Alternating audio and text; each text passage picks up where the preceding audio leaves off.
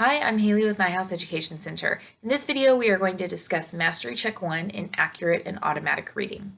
Giving mastery checks is an essential part of AAR instructions. You want to make sure that you give the mastery checks and then analyze the data that you get from the mastery checks. Mastery Check 1 is to be given after concepts 1 through 25 have been taught and practiced. The way I know this is if I use my accurate and automatic reading manual and I open up to concept 25, which is on page 19, you'll see that after the reading practice section, there's a statement here that says to give Mastery Check 1. The other way that I know this is if I look at Mastery Check 1 at the student page, here you'll see at the top a statement to be given after reading concept 25 has been introduced and practiced. You can find copies of the mastery checks either in the appendix section of your AAR manual. That will be on page C2 in the appendix. Here I have the page that you'll have for each student, and on the back we have the reading list. Or you can also print them from the neuhaus.org website.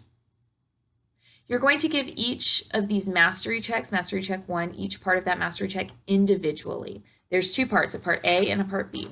In part A, you're going to present students with index cards of letters that have been introduced, and they are going to give you the sound that that letter makes.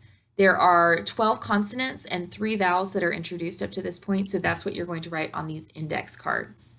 You'll mark the answer correct or incorrect. I would make note that if a student gets it incorrect, I would put what answer they do give you so you can make note of that error analysis.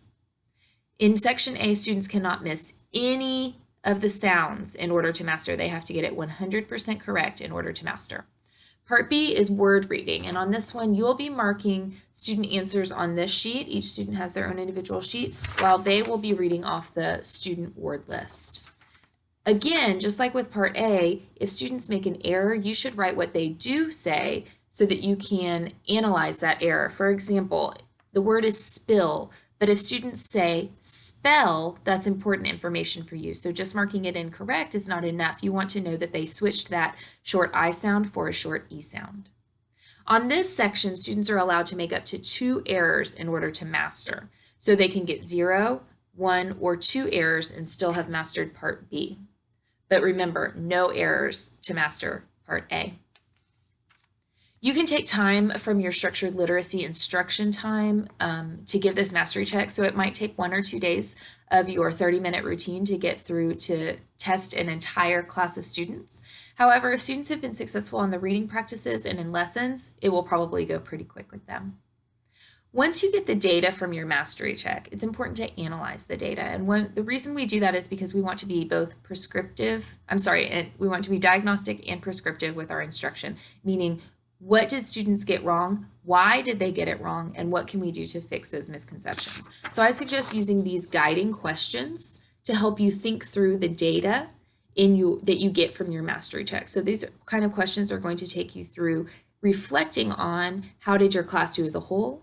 Is there anything you need to reteach or review in a whole group setting?